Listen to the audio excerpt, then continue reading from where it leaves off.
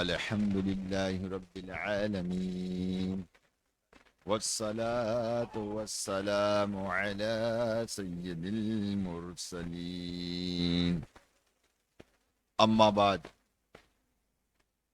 فأعوذ بالله من الشيطان الرجيم بسم الله الرحمن الرحيم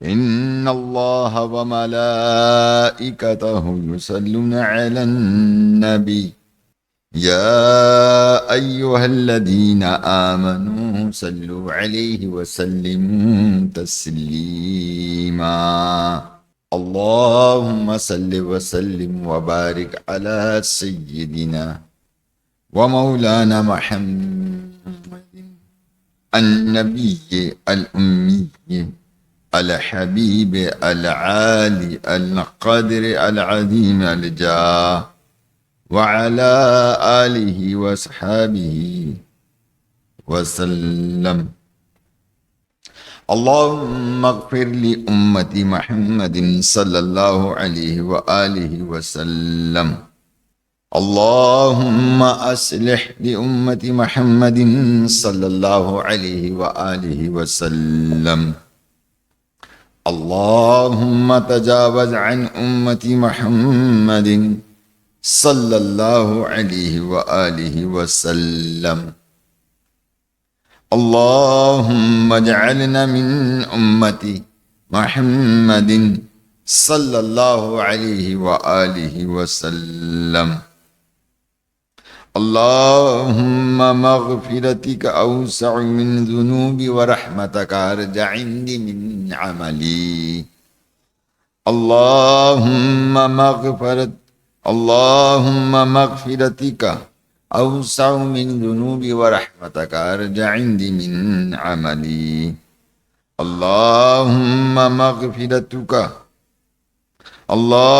مغفرتك أوسع من ذنوبي ورحمتك أرجع عندي من عملي الصلاة والسلام عليك يا رسول الله وعلى آلك وصحابك يا حبيب الله الصلاة والسلام عليك يا نبي الله وعلى آلك وصحابك يا نور الله میرے میٹھے اور محترم اسلام بھائیو، درود پاک کے بے شمار فضائل و برکات ہم سنتے رہتے ہیں، اور اللہ تبارک و تعالی نے اپنے محبوب علیہ الصلاۃ والسلام پر درود پاک پڑھنے کے حوالے سے بہت زیادہ فضیلتیں، برکتیں، انعامات اور کرامات رکھی ہیں کہ حضور نبی کریم صلی اللہ تعالی علیہ وسلم نے ارشاد فرمایا کہ اللہ تعالیٰ نے ایک فرشتہ پیدا کیا ہے، اس کا ایک بازو مشرق میں ہے اور دوسرا بازو مغرب میں ہے، اس کا عرش کے نیچے ہے اور دونوں پاؤں ساتوں زمین تلے ہیں۔ زمین پر آباد جتنی مخلوقات ہیں اس کے برابر اس کے پر ہیں۔ میری امت میں سے کوئی مرد یا عورت جب مجھ پر درود بھیجتا ہے تو اللہ تعالی اسے حکم دیتا ہے کہ وہ عرش تلے واقع بحر نور یعنی نور کے سمندر میں غوطہ لگائے، اور وہ غوطہ زن ہوتا ہے، پھر باہر نکل کر اپنے بازو یعنی پروں کو جھاڑتا ہے تو اس کے پروں میں سے جو قطرے گرتے ہیں، اور اللہ تعالی ہر قطرے سے ایک ایک فرشتہ پیدا کرتا ہے جو اس کے لیے قیامت تک دعائے بخشش مانگتا ہے۔ صلو علی الحبیب صلی اللہ تعالی علی محمد۔ اتنی محبت سے تو درود پاک پڑھ لیں آپ تمام حضرات کے، تاکہ کم از کم میں آپ کی آواز تو سن سکوں۔ صلو علی الحبیب صلی اللہ تعالی علی محمد۔ میرے میٹھے محترم اسلام بھائی، الحمدللہ رجب المرجب کا مہینہ جو ہے وہ ہمارے درمیان موجود ہے، اور آہستہ آہستہ جو ہے وہ رجب کا مہینہ ہم سے اختتام پذیر ہو رہا ہے۔ بلکہ جب بھی رجب کا مہینہ، اچھے مہینے آیا کریں، فضیلت والے مہینے آیا کریں، تو ایک تصور ضرور یہ رکھا کریں کہ ہو سکتا ہے کہ ہماری زندگی کا آخری مہینہ ہو۔ کیا ہو؟ آئندہ سال میں میسر آئے یا نہ آئے۔ آپ نے یہ دیکھا ہوگا کہ اکثر جو ڈاکٹر حضرات ہوتے ہیں، کسی مریض کو، جو اچھے ڈاکٹر ہوتے ہیں، وہ اس چیز کو پسند کرتے ہیں، اس بات کو بتانا کہ جو مریض ہے چند دن کا مہمان ہے، تو اس کو بتا دیا جاتا ہے کہ دیکھیں آپ کی حالت اچھی نہیں ہے، اور یہ ہے کہ آپ جتنا ہو سکے آپ اپنے لیے مطلب توبہ استغفار کر لیں۔ اور دیکھا یہ جاتا ہے جب ان کو اس چیز کا علم ہو جاتا ہے، یا جن کو مطلب مہلک بیماری کینسر لگ جاتا ہے، اسی طرح وہ بیماری کہ جو انسان کو موت کے قریب نظر آتی ہیں وہ لگ جاتی ہیں، تو آپ نے دیکھا ہوگا کہ وہ بندہ پھر وہ اللہ تعالیٰ کی جانب جو ہے وہ رجوع ہوتا ہے، اور زیادہ تر کوشش ہوتی ہے کہ بھئی اپنی زندگی کے وہ نشانات مٹانے کی کوشش کرتا ہے کہ جو نافرمانی میں دن گزرے ہوں گے، اور اللہ کی بارگاہ میں توبہ استغفار کرتا ہے، یا اللہ میں بڑا گناہ گار ہوں، ہے نا۔ اس وقت بندے کو احساس ہوتا ہے مرنے سے پہلے، اور اس کو پتا کہ میں مرنے والا ہوں۔ اسی طرح ایک شخص کو پھانسی کے تختے پہ چڑھانا ہے، سزائے موت دینی ہے، اور اس کا وقت اب قریب ہے، وہ بھی اس وقت اللہ تعالیٰ کی بارگاہ میں توبہ استغفار کرتا ہے کہ میں نے اللہ کی بارگاہ میں جانا ہے، اور یہ تو یہ جہان ہے جو تکلیف ہے، مگر نہ جانے قبر میں کیا تکلیفیں ہوں گی، اور آخرت میں کیا معاملات ہوں گے، جو کہ دنیا کے تکالیفوں سے کئی گنا زیادہ جو ہے وہ تمام چیزیں ہمیں تکلیف پہنچاتی ہوں گی۔ تو کہنے کا مقصد یہ کہ انسان جو ہے وہ جب موت کے قریب اپنے آپ کو دیکھتا ہے تو توبہ استغفار کے ساتھ ساتھ اللہ تبارک و تعالیٰ سے رجوع میں لگا رہتا ہے، عبادت میں لگا رہتا ہے، ذکر اذکار میں لگا رہتا ہے، نمازوں کا اہتمام کرتا رہتا ہے، نیک عمل کرتا ہے، اور گناہ کا تصور بھی اس کے دل اور دماغ سے جو ہے وہ مٹتا چلا جاتا ہے، یہاں تک کہ لذتوں کو مٹانے والی موت کو یاد کرنے کا حکم ہے، شہوتوں کو مٹانے والی، ہے نا، نفس کی خواہشات کو مٹانے والی موت ہے، اور جب موت کو یاد کرتا ہے تو نہ اسے شہوت اسے تکلیف پہنچاتی ہے، نہ بندہ اس طرف التفات کرتا ہے، نہ نفس برائی کی طرف التفات کرتا ہے، بلکہ وہ اس کی کوشش یہی ہوتی ہے کہ وہ اللہ تعالیٰ کی طرف جو ہے زیادہ سے زیادہ جو ہے رجوع کرے۔ تو یہ تو وہ تمہید ہے جو میں نے آپ کے سامنے پیش کی۔ ان تمہیدوں کو مد نظر رکھتے ہوئے ہر رجب کا مہینہ، شعبان کا مہینہ، رمضان کا مہینہ، ذی القعدہ کا مہینہ، ذو الحجہ کا مہینہ، اور محرم کا مہینہ، یہ وہ مہینے ہیں جو برکتوں والے ہیں، فضیلتوں والے ہیں، رحمتوں والے ہیں، انعامات والے ہیں، توبہ استغفار والے مہینے ہیں۔ ویسے توبہ استغفار تو ہر وقت کی جائے تو مومن کے لیے اچھا ہے، کہ اللہ کے نبی علیہ الصلوۃ والسلام فرماتے نا کہ میں دن میں 70 بار توبہ کرتا ہوں، تو اس کا مطلب کیا ہے؟ ایک روایت میں کہ میں 100 بار توبہ کرتا ہوں، اس کا مطلب کیا ہے؟ اس کا مطلب کہ میں نبی ہو کر اللہ کی بارگاہ میں توبہ کرتا ہوں، اے بندو تم تو گناہ گار ہو، تمہیں تو مطلب یہ کہ زیادہ استغفار کرنی چاہیے، زیادہ استغفار کرنی چاہیے۔ اور استغفار کی برکت یہ ہوتی ہے کہ اس سے جو ہے بہت ساری آفات و بلایات جو ہے وہ دور ہوتی ہیں انسان کی۔ آپ کو پتہ ہے استغفار کثرت سے کرنے والے کے لیے یہ روزی کے برکت کا بھی وظیفہ ہے۔ جس کے یہاں اولاد پیدا نہیں ہوتی، یہ اس کا بھی وظیفہ ہے، وہ دن میں 730 یا 700 سے اوپر جو ہے وہ استغفار پڑھے۔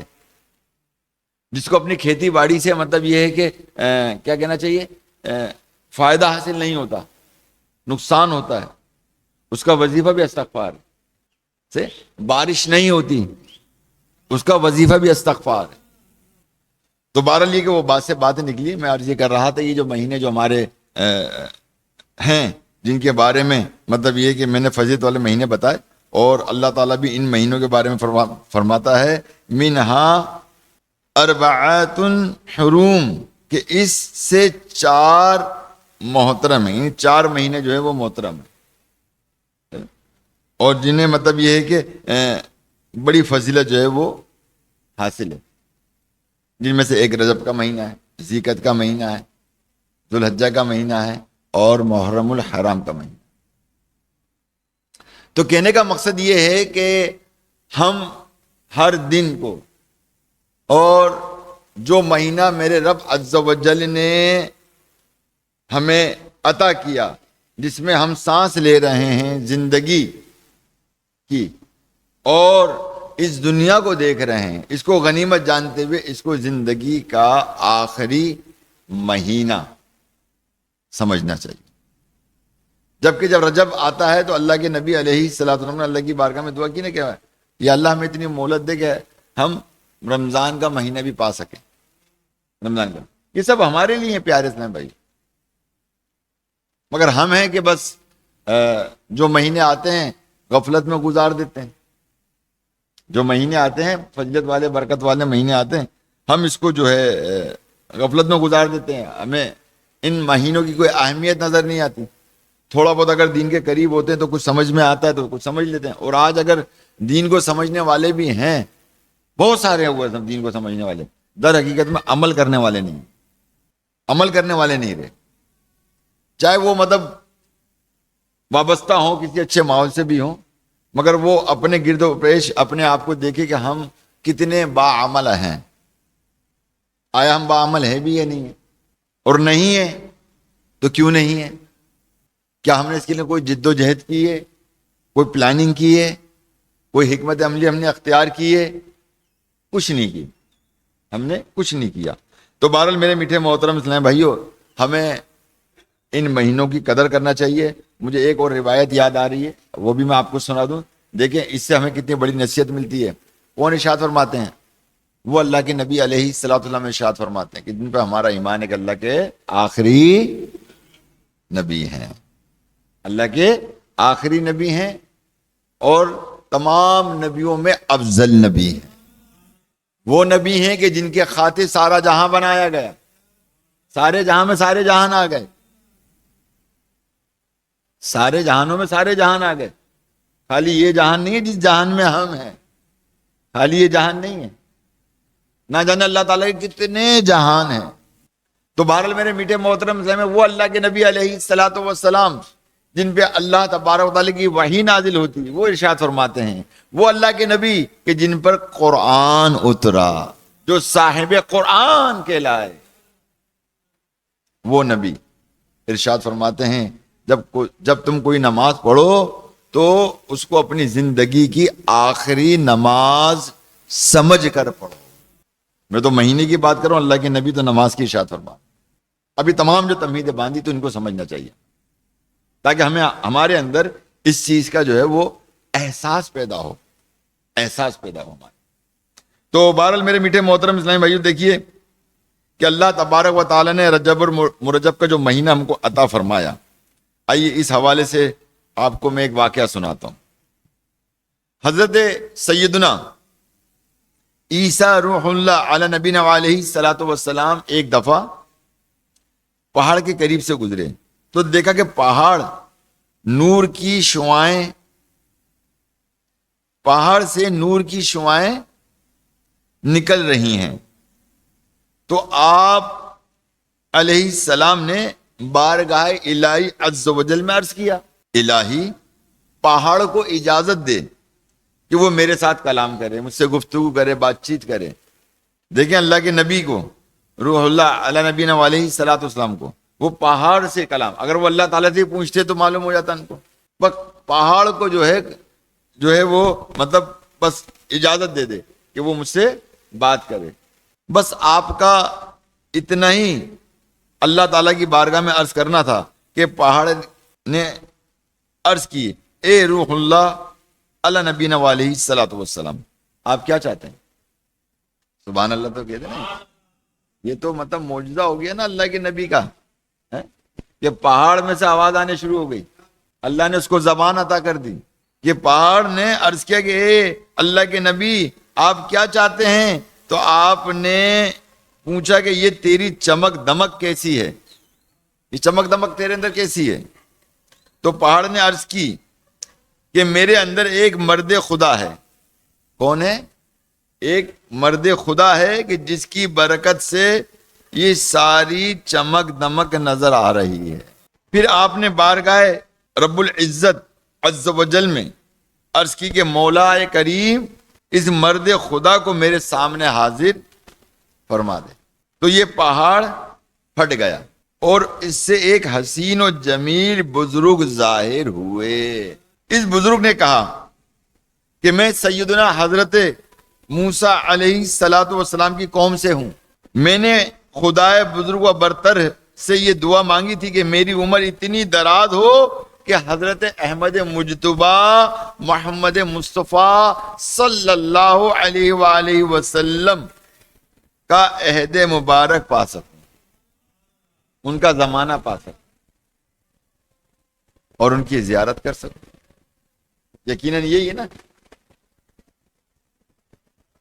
تاکہ میں ان کی امت میں داخل ہو جاؤں۔ سبحان اللہ، تاکہ میں ان کی امت میں داخل ہو جاؤں۔ تو اس وقت 600 سال سے میں اس پہاڑ میں مصروف عبادت ہوں۔ کتنے؟ 600 سال سے اس پہاڑ میں مصروف عبادت ہوں کہ میں اللہ کی عبادت اور ریاضت جو ہے اس پہاڑ کے اندر کر رہا ہوں۔ حضرت سیدنا عیسیٰ علی نبینا علیہ الصلوۃ والسلام نے عرض کیا کہ الہی عز و جل، کیا روح زمین پر تیرے نزدیک اس شخص سے بھی بڑھ کر کوئی بزرگ ہے؟ اس سے بھی بڑھ کر کوئی ہے؟ تو اللہ جل شانہ نے ارشاد فرمایا کہ اے عیسیٰ علیہ السلام، امت محمدیہ کا جو فرد رجب کے مہینہ میں ایک دن کا روزہ رکھے گا تو میرے نزدیک اس شخص سے بھی زیادہ بزرگ ہوگا۔ تو میرے بیٹے محترم اسلامی بھائیوں، خوش ہو جائیے کہ اللہ تبارک و تعالی نے ہمیں رجب المرجب کا مہینہ عطا فرمایا اور ایسے شخص پر ہمیں فضیلت عطا فرما دی کہ جو 600 سال سے اللہ تبارک و تعالی کی عبادت پہاڑ میں کر رہا ہے، اور جس کے عبادت کرنے کے سبب اللہ تبارک و تعالی نے اس پہاڑ میں چمک اور دمک پیدا فرما دی، اور وہ اس پہاڑ سے نور کی کرنیں جو ہیں وہ نکلنا شروع ہو گئیں۔ تو اب بتائیے کہ وہ بذات خود وہ شخص جو ہے وہ اندر سے کتنا روشن ہوگا کہ جس کے سبب ایک بہت بڑا پہاڑ جو ہے وہ روشن ہوا ہے۔ اور وہی سرکار مدینہ علیہ الصلوۃ والسلام کا امتی جو رجب المرجب کو روزہ رکھے گا تو وہ اس سے کہیں زیادہ بڑا بزرگ ہوگا، اس سے کہیں زیادہ مرتبے والا ہوگا، اس سے کہیں زیادہ انعامات حاصل کرنے والا ہوگا۔ تو پیارے محترم اسلامی بھائیو، اس مہینے کو غفلت میں گزارنے کے بجائے اللہ تبارک و تعالیٰ کی یاد میں روزہ رکھ کر اور عبادت اور ریاضت میں گزارنے کی کوشش کیجیے۔ تو میرے میٹھے محترم اسلامی بھائیو، رجب کے روزے رکھنے کے بڑے فضائل و برکات ہیں کہ دیکھیے کہ رجب المرجب کی 27ویں رات بڑی برکت والی رات ہے، کیونکہ اسی رات سرکار مدینہ علیہ الصلوۃ والسلام کو معراج شریف پر تشریف لے گئے اور دیدار الہی کی دولت سے مشرف ہوئے، لہذا 27ویں دن کے روزہ رکھنا چاہیے کہ حضور صلی اللہ تعالی علیہ وسلم نے فرمایا کہ جو شخص 27ویں رجب کو روزہ رکھے گا اس کو 60 مہینوں کے روزے کا ثواب ملے گا۔ اب 60 مہینے کتنے ہو گئے بھائی؟ 5 سال ہو گئے، 12 پنجے 60 ہی ہوتے نا۔ تو اب اندازہ کیجئے کہ جو شخص جو ہے رجب المرجب اور خصوصاً 27ویں شب کا روزہ رکھے گا، اللہ تبارک و تعالی اس کو 60 مہینوں کے روزہ رکھنے کے برابر ثواب عطا فرمائے گا۔ اللہ کے انعامات دیکھیں اس امت پر، اللہ کے احسانات دیکھیں، اللہ کی نعمتیں دیکھیں اس امت پر، کہ وہ لوگ سالہ سال جو ہے وہ عبادت ریاضت کر کے وہ مقام حاصل کریں، اور ہم ایک چھوٹے سے عمل کر کے وہ مقام حاصل کر لیں، اور بلکہ اس سے بڑھ کر ہم حاصل کریں۔ ایک چھوٹا سا عمل کر کے ڈھیروں ثواب کما لیں، تو یہ تو لاٹری کھل گئی۔ کیا خیال ہے؟ یہ تو لاٹری کھل گئی نا، مطلب یہ کہ وہ کیا کہتے بونڈ کھل گیا۔ بونڈ کتنے کا تھا؟ 500 کا۔ بونڈ کتنے کا تھا؟ 500 کا نا، مگر انعام کتنا ملا؟ 5 لاکھ کا۔ لاٹری کھل گئی نا ہماری۔ سمجھو تو لاٹری کھل گئی، نہ سمجھو تو کچھ نہیں ہے۔ غفلت کی نیند میں گزار دو، سوشل میڈیا پہ ساری زندگی گزار دو، صحیح نا؟ تو یہ ساری چیزیں آپ گزار دو، تو ان تمام چیزوں کو گزارنے پر ظاہر ہے کہ ہم غفلت میں ہمارا شمار ہوگا، تو ہم غفلت سے بیدار ہو جائیں۔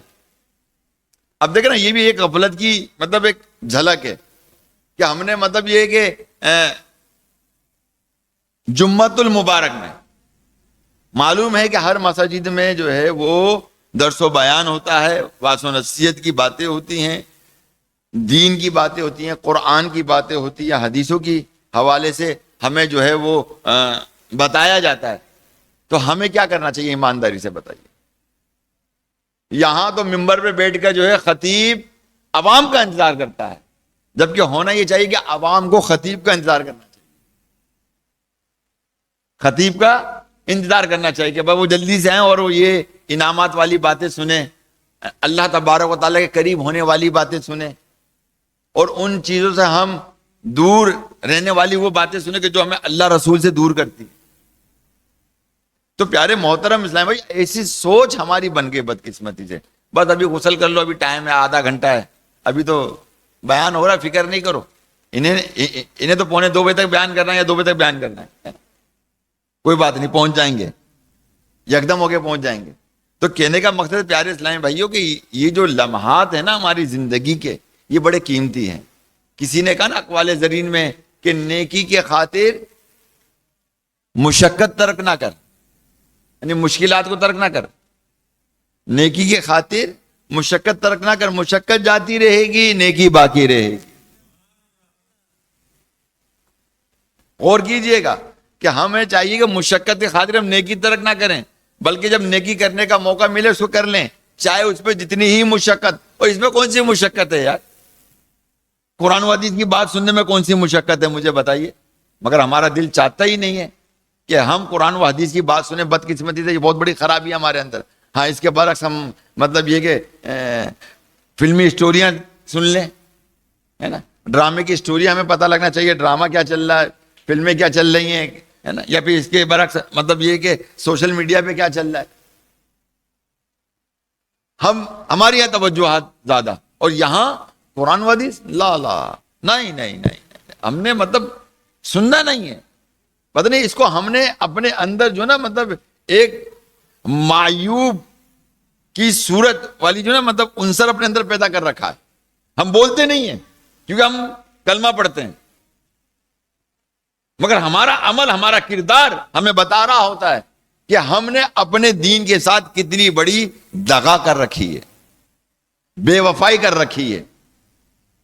اور یہی سبب ہے کہ دین اسلام سے بے وفائی کرنے کے سبب مسلمانوں کو کاٹا جاتا ہے، مارا جاتا ہے، اور کن کے ذریعے؟ ان کفار ہی کے ذریعے، ان کفار ہی کے ذریعے۔ آج دیکھ لیجئے کہ تقریباً 52 یا 53 سے زیادہ مطلب کنٹری ہیں مسلمانوں کی، ہے یہ نہیں ہے؟ کیا کر رہی ہے؟ مجھے بتا دیں، کچھ کر سکتی ہے؟ کچھ نہیں کر سکتی۔ فلسطین کا کیا حال کر دیا، مار مار کے مسلمانوں کو اسرائیل بنا دیا، ہے نا، جگہ مار کے ان کی تمام املاک پہ قبضہ کیا، ان کی جگہوں پر قبضہ کیا، ان کی دولت پہ قبضہ کیا، ان کی مال و متاع پہ قبضہ کیا، اور کتنوں کو انہوں نے مطلب یہ کہ شہید کر دیا، اور وہی عمل اب تک جاری ہے، وہی طریقہ کار ان کا ابھی تک جاری ہے۔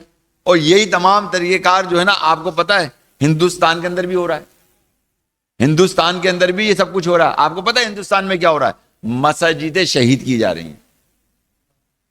ہم ہوش کے ناخن نہیں لیتے۔ ابھی 2 یا 3 دن پہلے ایک مسجد اس انداز میں شہید کی گئی ہے ہندوستان کے اندر، ہندوستان میں اس طرح سے شہید کی گئی ہے کہ رات کو جو ہے بلڈوزر، ٹرک، ڈمپر سب پہنچے، اور جو مسجد میں تھے خادم اور بچے قرآن پاک پڑھنے والے، ان سب کو لیا اور سائیڈ میں بٹھا دیا انہوں کو، کہیں ان کو ہلنے نہیں دیا، اور قرآن پاک مسجد میں موجود تھے، وہ تمام پوری مسجد کو انہوں نے ڈھا دیا، شہید کر دیا، سارا ملبہ انہوں نے اٹھایا، اٹھانے کے بعد ٹرک میں رکھا، کہیں اور انہوں نے اس کو ڈالا، اور مزید مطلب یہ کہ رات ہی سارے کام ہو، ساری مشینیاں وہاں پہنچ گئی تھیں، اور باقاعدہ پھر اس زمین کو بالکل پلین کیا گیا، سیدھا کیا گیا، یہ سارے کام رات میں ہوئے۔ لوگوں نے جب صبح اٹھ کے دیکھا تو وہاں مسجد ہی نہیں ہے، وہاں مسجد ہی نہیں ہے۔ اور ابھی حال ہی کی بات ہے کہ آپ حاجی علی رحمت اللہ تعالی کا مزار جو ہے، وہ ظاہر ہے کہ 300 برس پہلے کا مزار شریف ہے ان کا، وہاں پر کہاں پر ہے؟ وہاں پر سمندر کے بیچ میں۔ اب وہاں کے جو ہندوتوا کے لوگ ہیں وہ انہوں نے مطلب یہ کہ FIR کٹائی ہے کہ یہاں جو ہے وہ مندر تھا اور یہاں مسجد بن گئی ہے۔ یہاں اس طرح سے پیارے اسلام بھائیوں ان کے ذہنوں میں یہ ہے کہ ہاں یہ کہتے ہیں، کہیں آپ نے پڑھا ہے، کہیں سنا ہے، صرف اپنے لوگوں کو مطلب اور مسلمانوں کے خلاف کارروائی کرنے کے لیے کہتے ہیں کہ 4 لاکھ ہمارے مندروں کو توڑا گیا ہے اور ان کو مسجدیں بنائے گئی، ہم 4 لاکھ مسجدوں کو جو ہے وہ شہید کریں گے، اور مسلمان سو رہا ہے، مسلمان اپنے دین سے مطلب دغا کر رہا ہے، سیدھی سی بات، دغا کر رہا ہے نا۔ یہ ہماری حالت دیکھ لو، ہماری حالت کیا ہے، نہ ہم عمل کے ہیں، نہ جذبات کے ہیں، کسی چیز کے ہم نہیں ہیں۔ اور یہ بات یاد رکھیے کہ جو ماڈل اسرائیل نے پیدا کیا ہے، انڈیا کی موجودہ حکومت بھی وہی اسرائیل ماڈل ہندوستان میں کرنا چاہتی ہے۔ کیا ہندوستان جب پاکستان بنا تھا بڑے بڑے سرمایہ دار تھے، پتہ آپ کو، مسلمان، ان کی تمام املاک پر قبضہ کیا گیا، یہاں تک کہ بچے کو شہید کر دیا گیا۔ اور یہ پہلے سے طے ہوتا ہے کہ کون پیسے والا ہے مسلمان جس کی املاک پہ قبضہ کرنا ہے، اور کون ہے کہ جو اس معاملے میں بولے گا کہ بلڈوزر وہاں پہنچ جائے گا، اس کا گھر بھی تباہ، اس کے گھر والے بھی تباہ، کوئی کچھ نہیں بول سکتا، اتنی بے بسی کا عالم۔ پاکستان سے کہیں زیادہ مسلمان ہیں ہندوستان کے اندر، کہیں زیادہ۔ تو بہرحال میرے میٹھے محترم اسلام بھائی، کہنے کا مقصد یہ ہے کہ جو عمل اور جو کردار اور جو نیتیں اور جو کیفیات نفاق کی صورت میں ہمارے دلوں میں پیدا ہیں، آج اس کے سبب مسلمان جگہ بہ جگہ مارا جا رہا ہے، جگہ بہ جگہ اس کی تحقیر کی جا رہی ہے، جگہ بہ جگہ مطلب یہ کہ اس کے دین کا مذاق اڑایا جا رہا ہے، کہیں قرآن پاک کو نعوذ باللہ شہید کیا جا رہا ہے، آگ کی نظر کیا جا رہا ہے، کہیں مساجدیں شہید کی جا رہی ہیں، کہیں مسلمانوں کو شہید کیا جا رہا ہے، اور کہیں اگر مسلمان عید کی نماز کے لیے کھڑے ہوتے ہیں تو وہاں یہ ہندو لوگ پہنچتے ہیں، وہاں نماز عید بھی نہیں کرنے دیتے۔ تمام ویڈیوز جو ہے سوشل میڈیا پہ موجود ہے، آپ لوگوں نے بھی دیکھی ہوں گی، اور اپنے بتوں کا نام لے کر جو ہے مسلمانوں کو وہاں سے بھگایا رہا ہے۔ اتنے سارے مسلمان ہیں، کوئی کچھ نہیں بول سکتا، کچھ بھی بول نہیں سکتا۔ تو لہذا میرے میٹھے محترم اسلام بھائیو، ہمیں اپنے دین کے ساتھ وفا کرنے کے لیے بہت کچھ کرنے کی ضرورت ہے۔ جو دغا ہم اپنے ساتھ اور اپنے دین کے ساتھ کر رہے ہیں، کیونکہ دغا اپنے ساتھ بھی کر رہے ہیں، اپنے دین کے ساتھ بھی کر رہے ہیں، کہ دین کی وہ اہمیت ہمارے اندر نہیں جو ہونی چاہیے، وہ وفا ہمارے اندر جو ہونی چاہیے وہ نہیں ہے، وہ پیدا کرنے کی کوشش کیجئے۔ یقین جانے کہ جب ہم وہ مطلب وفاداری دکھائیں گے اپنے دین اسلام کے ساتھ، تو یہ بات یاد رکھیے گا کہ اللہ تعالیٰ کی رحمتیں بھی چھم چھم ہمارے قریب آئیں گی، دوڑتی بھی آئیں گی، اپنی آغوش میں لے لیں گی، اور ہم وہ مسلمان ہیں کہ اگر زمین پر ہیں تو بھی مزے میں ہیں، اور اگر شہید ہو گئے تو بھی مزے میں۔ ہمارے لیے تو موت بھی تحفہ ہے اور یہ زندگی بھی تحفہ ہمارے لیے، مسلمانوں کے لیے، کہ ہم عبادت ریاضت کر کے اللہ تعالیٰ کا ذکر اذکار کر کے وہ مقامات حاصل کر لیں، روزے رکھ کر، نفلی روزے رکھ کر، جو فرض ہے تو وہ ہم رکھیں گے روزے. تو لہذا میرے میٹھے محترم اسلامی بھائیوں، ہمیں چاہیے کہ ہم جو برکت والے مہینے ہیں ان کے ساتھ وفاداری کا ثبوت دیں عملی طور پر. کس طور پر؟ عملی طور پر دیں گے تو اللہ تبارک و تعالیٰ کی بارگاہ میں سعادت مند، بولیے، کہلائیں گے، سعادت مند. اب غور کر لیجئے، کون ایسا شخص ہے جو یہ کہہ سکتا ہے کہ میں اللہ کی بارگاہ میں سعادت مند ہوں؟ کوئی ہے ایسا بندہ جو کہہ سکتا ہے؟ نہیں کہہ سکتا. گریبان میں جھانکیے، پتہ لگ جائے گا. گریبان میں جھانکیے، کسی پہ نکتہ چینی مت کیجیے، فلاں یوں کرتا ہے، فلاں داڑھی والا یوں کرتا ہے، امامے والا یوں کرتا ہے، فلاں تو نماز ہی پڑھتا پھر بھی غلط کام کرتا ہے. ارے بھائی پہلے گریبان میں جھانکو، دیکھو کسی پہ انگلی اٹھانے کے بجائے یہ 3 انگلیاں ہے نا اپنے پر. یعنی آپ سمجھ لو کہ اگر 1% ہوا تو 99% برائی جو ہے وہ ہمیں اپنے اندر نظر آ رہی ہے. خود پسندی کا شکار انسان کو نہیں ہونا چاہیے کہ میں سب سے اچھا ہوں، سب سے نیک ہوں، سب سے بالا ہوں. نہ، خود پسندی یہ تکبر ہے، اور یہ تکبر انسان کو کہاں لے جائے گا؟ بولیے، جہنم میں لے جائے گا. تو کیا اپنے آپ کو جہنم سے نہیں بچانا؟ ہاں بچانا ہے، سب بولیں گے بچانا ہے، مگر کیسے بچانا ہے؟ اس کی کوئی تدبیر نہیں ہے ہمارے پاس. تو اس کی تدبیر کیجئے، کوشش کیجئے کہ ہمیں کیا کرنا ہے. ورنہ جو حالات اس وقت پوری دنیا کے ہیں، تو یہ بات یاد رکھیے، میں صحیح عرض کر رہا ہوں رب کعبہ کی قسم، جو حالات جنگی بنے ہوئے ہیں، اگر کوئی کنٹریاں نشانے پر ہیں تو وہ اسلامی کنٹریاں ہیں. کون سی؟ اسلامی کنٹریاں ہیں. مسلمان نشانے پر ہے، پوری دنیا کے مسلمان نشانے پر. اور دیکھیے پاکستان کے اندر جنگ ہوتے رہ گئی، بولیے ہاں. پڑوسی ملک بھی تو جنگ کی تیاریاں کر رہا ہے، وہ بھی کوشش میں کسی طرح میں کر ڈالوں. تو اب آپ اندازہ کر لیجئے پیارے سے بھائی کس طرح سے مطلب یہ کہ مسلمانوں کے ساتھ جو سازشیں ہو رہی ہیں، اور یہود و نصارہ جو ہیں وہ ٹوٹل مسلمانوں کے خلاف سازشیں کر رہے ہیں. اور اب سے نہیں کر رہے، جب سے دین اسلام آیا اس وقت سے لے کر اب تک کر رہے ہیں. جن سازشوں کے سبب اللہ تبارک و تعالیٰ نے ان کو، اللہ کے محبوب علیہ الصلوۃ والسلام کو حکم دیا کہ ان کفاروں کو مدینے سے نکال دو. تو ان کو نکالا گیا. نہ وہ مکے میں ان کو اجازت ہے، نہ مدینے میں بھی اجازت ہے، مگر اعتراف میں موجود ہیں. تو کہنے کا مقصد ہے پیارے محترم اسلام بھائیو، خدا را ان چیزوں کو سمجھیے. ہم سب کے سب نشانے پر ہیں، کفار کے ہم سب نشانے پر ہیں. اگر اسی طرح دین سے دغا بازیاں کرتے رہے، اپنے دین اسلام سے بھاگتے رہے، اسی طرح کا مطلب یہ کہ کیا کہنا یہ بدزن والا عنصر دین کے حوالے سے اپنے اندر پیدا کرتے رہے، تو یہ بات یاد رکھیے ہم مٹ جائیں گے، کوئی پوچھے گا بھی نہیں. ہم ختم ہو جائیں گے. ہم صرف زبان سے بول سکتے ہیں کہ شہادت کی موت. اب کیا پتہ اس کو شہادت کی موت نصیب ہوئی ہے یا نہیں ہوئی ہے، یہ تو اللہ بہتر جانتا ہے کہ وہ شہید ہے یا نہیں ہے. ہم تو بس اس پر شہید کا ایک لیبل لگا دیتے ہیں. یہاں تک کہ حدیث پاک ہے کہ جو بے نمازی ہے اللہ تعالیٰ کے نزدیک اس کی شہادت کی موت بھی قبول نہیں ہے. اندازہ کیجئے، ہم تو صرف لیبل لگا دیتے ہیں اپنے آپ کو، یہ بھی ہم اپنے آپ کو دغا دے رہے ہیں. یہ تو اللہ بہتر جانتا ہے بھائی کون شہید ہے کون شہید نہیں ہے. یہ بھی میں آپ کو بتا رہا ہوں. اور کون بے موت مرا ہے ہمیں نہیں پتا، مگر یہ فکر ہے جو آپ تک پہنچ رہی ہے.